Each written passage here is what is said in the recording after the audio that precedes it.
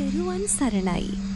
අද කතා කරන්නේ මේ මහා රාජ තරංගනී තෙල ගැනයි.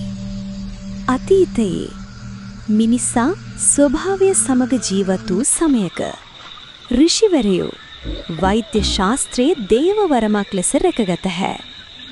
මහා වනාන්තරයේ හදවත තුල ශරීරයටත් නාඩිවලටත් ආත්මයටත් සුවය දෙන ඖෂධ පැලෑටි කොළ මුල් සහ පොතු ඍෂිවරයා ස්වභාවයට ගරු කරමින් එකතු කරගනී.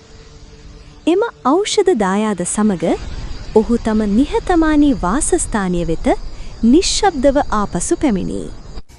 මෙය සාමාන්‍ය ගමනක් නොව සුවය උපදින ගමනකි.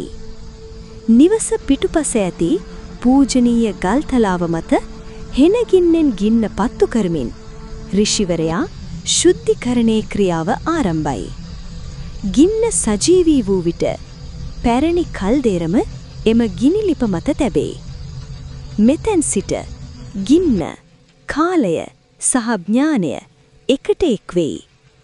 වනාන්තරයෙන් ගෙනා කොළ, මුල්, පොතු එකින් එක කල්දේරමට එක් කරන විට සෑම ඖෂධයක්ම Tamanගේ රහස මෙම තෙලට පවරයි.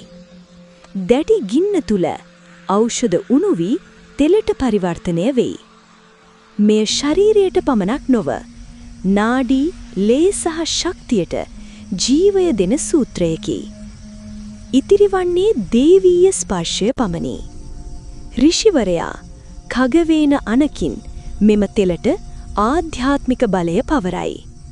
මෙතෙන් සිට මෙය සාමාන්‍ය තෙලක් නොවේ. මහා රාජ තරංගනීයයි. කාලය පරිපූර්ණ වූ විට ගින්න මෘදු කරයි.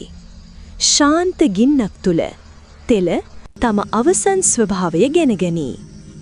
අවසානයේ මහා රාජ තරංගනී තෙල බෝතලයකට දමා අහස දෙසට උස්කර බලූ ඍෂිවරයා කෘතඥතාවෙන් නිශ්ශබ්ද වෙයි.